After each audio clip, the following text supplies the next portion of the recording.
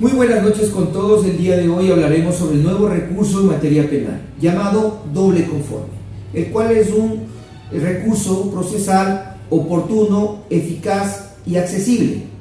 Oportuno porque puede ser presentado o debe ser presentado antes de la ejecutoría de la sentencia. Es eficaz porque el tribunal de alzada tendrá que revisar toda la sentencia en el ámbito probatorio, normativo y fáctico. Y es básicamente accesible porque no se tiene que determinar requisitos que sean complejos. Es de mínimos requisitos para que todas las personas que están afrontando un procedimiento penal lo puedan aplicar, siempre y cuando haya tenido una sentencia ratificatoria de inocencia en primera instancia y recién en la sala especializada de lo penal haya tenido una condena en su situación jurídica. Esta situación se derivó en base a una sentencia de la Corte Constitucional, para lo cual esta sentencia que determinó este nuevo recurso llamado doble conforme es concordante con lo establecido en el artículo 76, numeral 7, literal M de la Constitución de la República del Ecuador. Revisemos los antecedentes. El antecedente del recurso de doble conforme es el siguiente.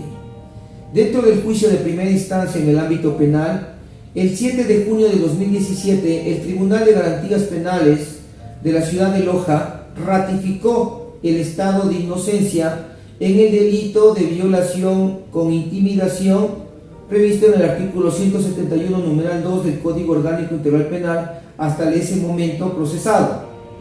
Ante esta situación, la Fiscalía General del Estado, al no estar de acuerdo por tratarse de un delito sexual, presenta su recurso de apelación a la Sala Especializada de lo Penal de la Corte Provincial.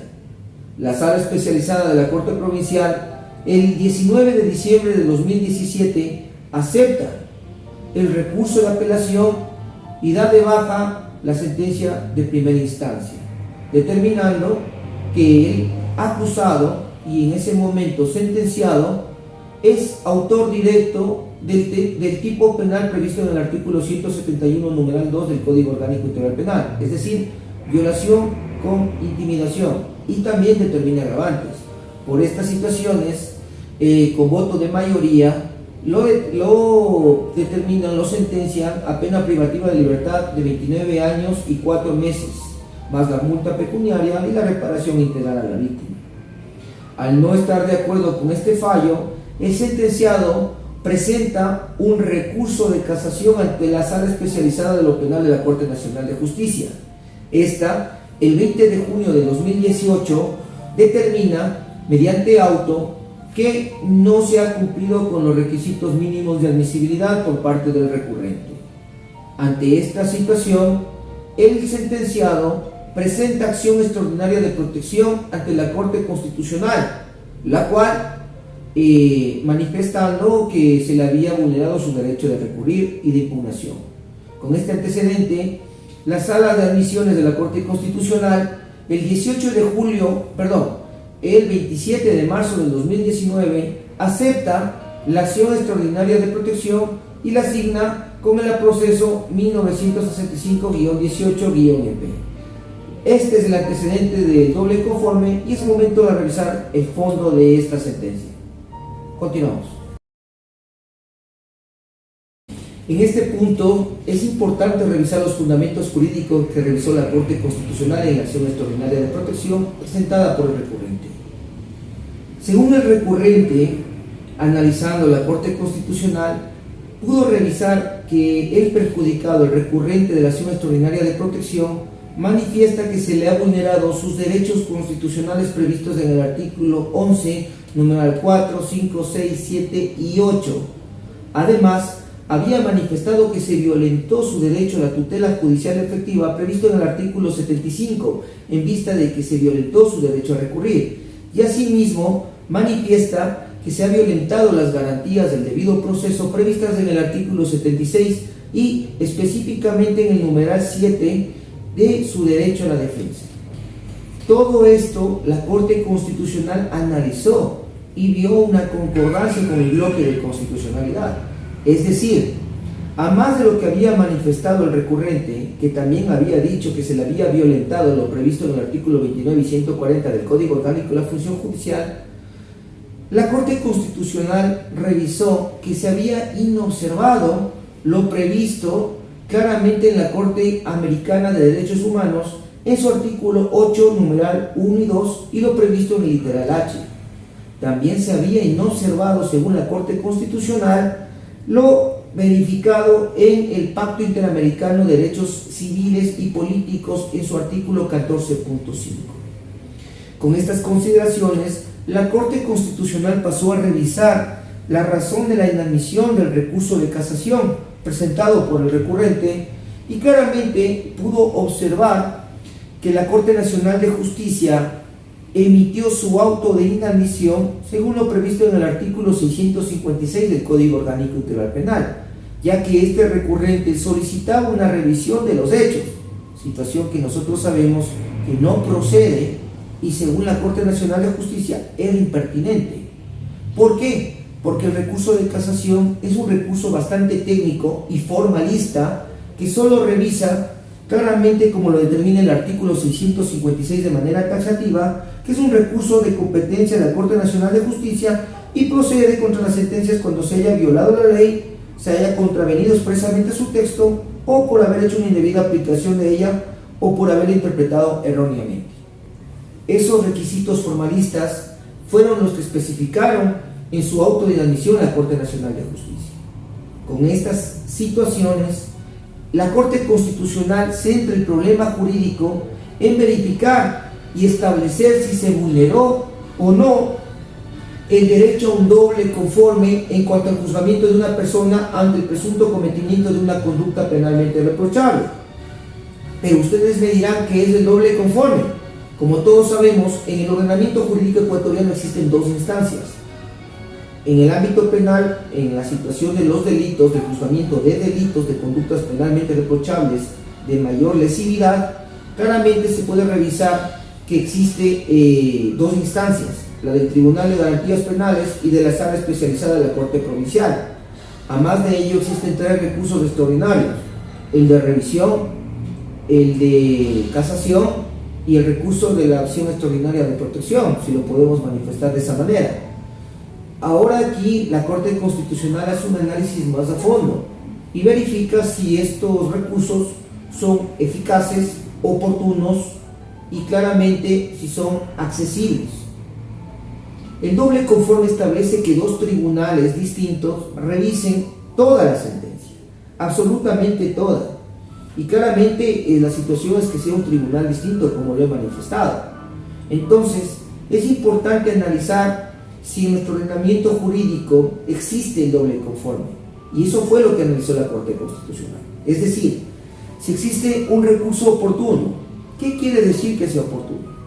Que se pueda presentar antes de la ejecutoría de la sentencia para prevenir la ejecución. Como todos sabemos, el principio de oportunidad de ejecución de las penas nos dice que la sentencia debe estar debidamente ejecutoriada. Y si se presenta el recurso posterior a esta situación, ya no sería oportuno. Ahora es importante revisar si este doble conforme se cumple en cuanto al derecho a recurrir sobre un recurso que sea accesible. ¿Qué quiere decir accesible? Que sea fácil de presentarlo y que no tenga requisitos muy formales, que sean de mínimos requisitos para su admisión. Entonces, en este punto, claramente el recurso de casación es muy formalista. El recurso de revisión, la misma situación, solo tiene 3 parámetros para poder ser presentados y no aplica para todos los tipos penales según uno de los requisitos. También la acción extraordinaria de protección tiene como uno de sus requisitos para ser admitido que sea de relevancia jurídica para el país, no para la persona recurrente.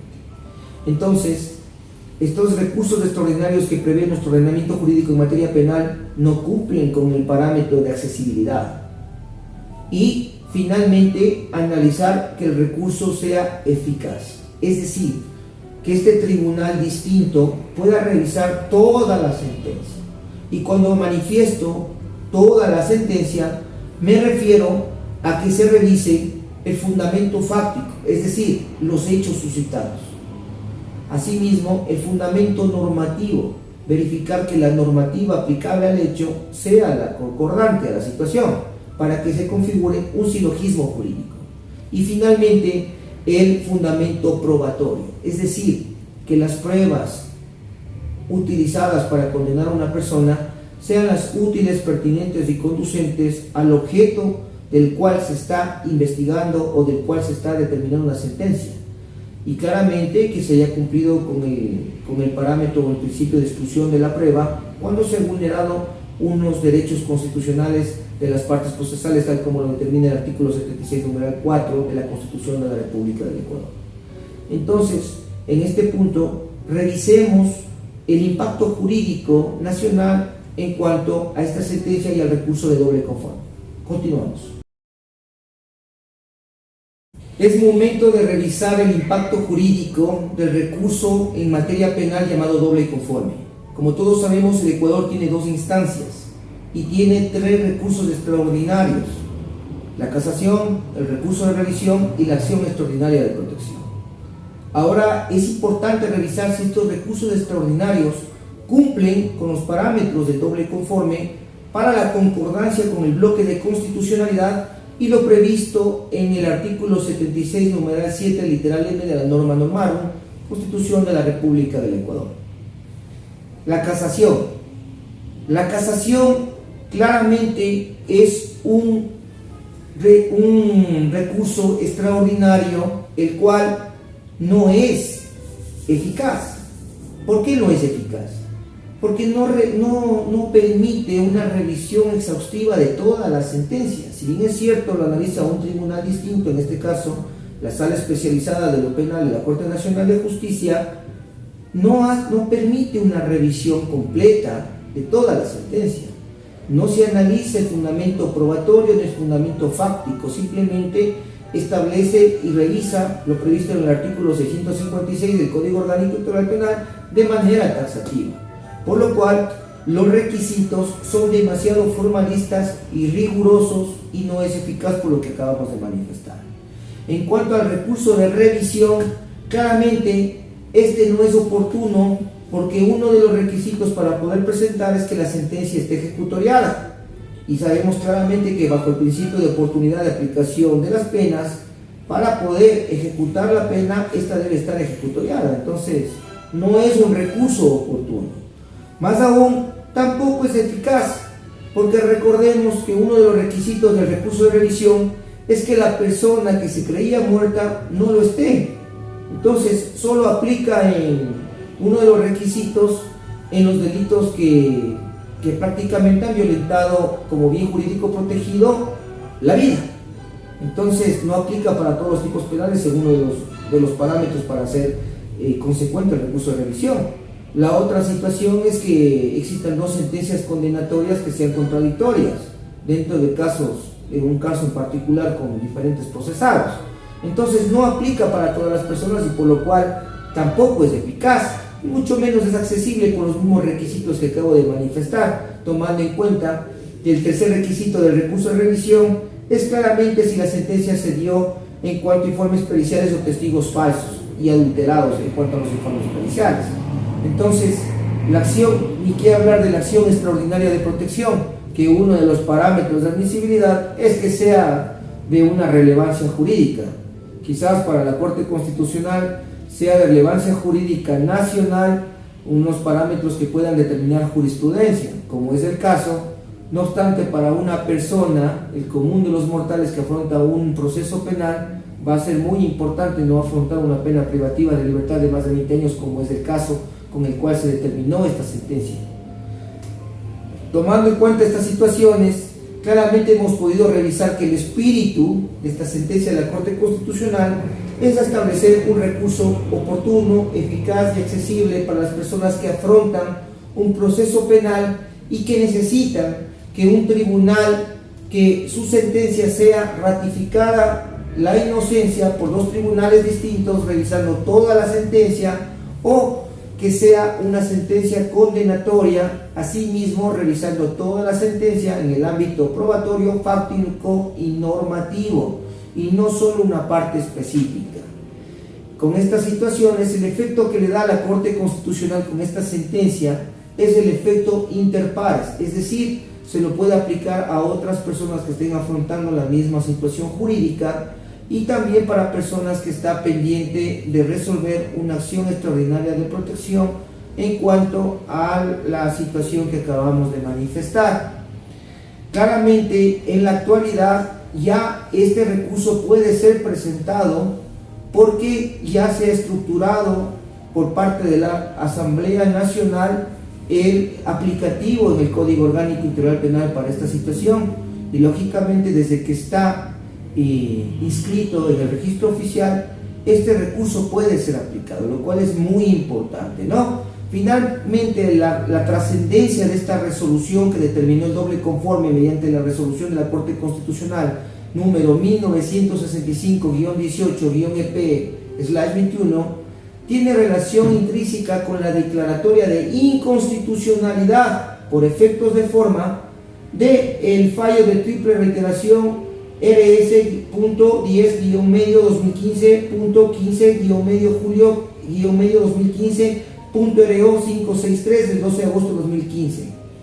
Este fallo de triple reiteración de la Corte Nacional de Justicia es el que determinaba los requisitos formalistas y rigurosos para aceptar el recurso de casación. En la actualidad, en base a la sentencia que acabo de manifestar, ya no es dable esa situación, y por lo cual todas las personas que hayan tenido una sentencia ratificatoria de inocencia en primera instancia y una sentencia condenatoria cuando la Fiscalía ha apelado esta sentencia ratificatoria de inocencia, recién ahí ese es el requisito para poder acceder al doble conforme, y esta persona puede optar por ir por el recurso de casación para que se revise lo que prevé taxativamente el artículo 656 del COIP, o optar por lo previsto en cuanto al este recurso de doble conforme, en el cual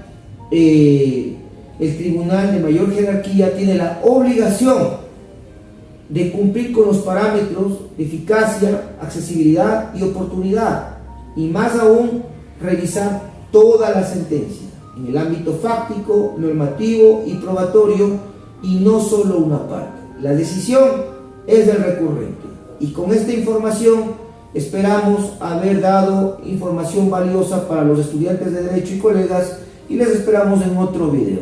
En caso de alguna duda, nos pueden escribir a los números de contacto. Un gusto y hasta la próxima oportunidad.